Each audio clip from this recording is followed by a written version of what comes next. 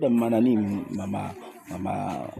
mama nani maarufu, Mama Yusufu. Hebu eleza wanawake wenzako, wewe umefanya biashara ya madera, umekusanya na unauza, na kweli wanawake mtaa mzima unapendeza.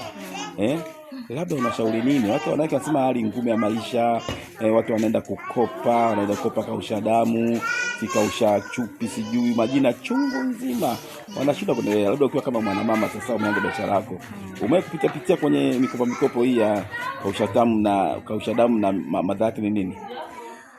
Kausha damu madhara yake, mikopo hii ya kausha damu ni mizuri kwa sababu ukiwa na shida ya haraka unapata, lakini ni mikopo mibaya sana kwa sababu kama wanawake wengi sana wameshapata aibu sana kupitia mikopo hii. Yaani kama mimi ningekuwa leo naambiwa ongea na rais, ningemwambia jambo la kwanza kabisa kumwambia rais, ningemwambia kwanza afute mikopo ya kausha damu. Kwa sababu ni mikopo ambayo inaumiza mno.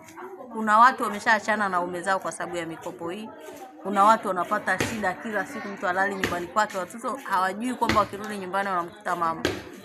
Yaani yeye akisikia tu gari tayari keshajificha, akisikia hivi yani nakwambia mimi kwanza inanikera vibaya sana. Yaani naichukia kwa sababu tayari ishanikuta.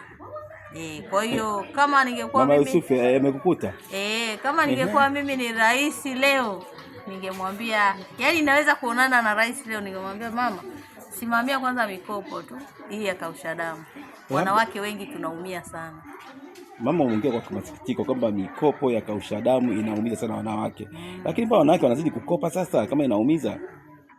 Ndio hivyo sasa, unajua tena ni shida. Kwa mfano kama hivi mtoto aende shule, anasema bora niende pale nikaingie mara moja mtoto wangu aende shule, au hana vifaa, hana nini. Lakini light kama ingekuwa ni rafiki, yani kama ingekuwa ni rafiki kusema kwamba hii mikopo iko rafiki na sisi, kidogo tungekuwa tunaweza kuirudisha. Lakini kiukweli sana mimi mikopo ni migumu sana, ni migumu. Unapoenda kuchukua wanakukata. Pia na mariba mengi pale wanakuingizia. Mtu unachukua 100,000 unaweza ukalipa 100,000 labda hata na 30, na sasa wewe niambie kwamba umezalisha shilingi ngapi mpaka ulipe 130,000. Labda hii mikopo ya kausha damu unaweza kukumbuka kisa chote ambacho kikutokea au kilichotokea mtu yote, au ulisikia mali fulani kuhusu? Kisa nakumbuka kuna mtu ni mdhamini. Kwa yule mtu alivyoenda akalipa akakwama. Walivyokwama kulipa ule mkopo, nilifuatwa mimi na wale watu. Mimi ndio wakanikuta, ikabidi wakaniambia kwamba ulipe, na mimi wakati huo nikawa sina pesa ya kuwalipa. Nikamwambia mbona mwenyewe tumtafute, wakawa hawezi, yani hawakuelewi chochote. Kwa ilikuwa ni vurugu tu kwako? Ilikuwa ni vurugu. Waliwapa watoto wangu heka, wakaingia ndani, wakachukua friji yangu, yani ni hivyo. Lakini mimi sio mkopaji, mimi ni mdhamini. Na ukumbuke ule mkopo bila mdhamini mtu huwezi kupewa.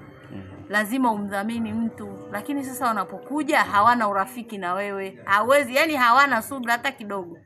Kwa hiyo si mkopo rafiki kwa wanawake. Labda tumesikia kwamba kuna mikopo ya Mama Samia, asilimia kadhaa ya wanawake. Labda hiyo unazungumziaje hii kwenye kata? Mikopo ya Mama Samia ipo, tunaisikia. Kiukweli ile ni tunaisikia. Kama miaka ya nyuma tulifanya process mara makatiba, ukienda kwa mama maendeleo katiba unaambiwa katiba kabisa hii hapa, umeshajitahidi mmetoa hela, mkienda kule mnaambiwa katiba bado haijakamilika, rudini. Tunaenda huku rudini. Tukipeleka huko manispaa, mara nyingine tukaje tukasikia kwamba katika ile tuloipeleka kule katiba, watu wengine wameshapewa hela, sisi wengine hatujapewa hela. Sasa sijui utaratibu unakuwa ni upi. Kwa sababu majina kila kitu yapo kule. Watu wengine wamepewa hela kupitia sisi, na sijui inakuwa ni vipi. Kwa hiyo sisi kama wanawake tunavunjika nguvu hata kuhangaikia hiyo mkopo tena ambao hauna riba wa asilimia kadhaa. Labda una ujumbe gani kumwambia mheshimiwa diwani? Mheshimiwa diwani wa kata Buyuni pia ni mwanamke. Labda una ujumbe gani nataka kumwambia au kumnong'oneza? Mheshimiwa diwani hivi anaitwa diwani nani? Yule anaitwa Jessica Moto.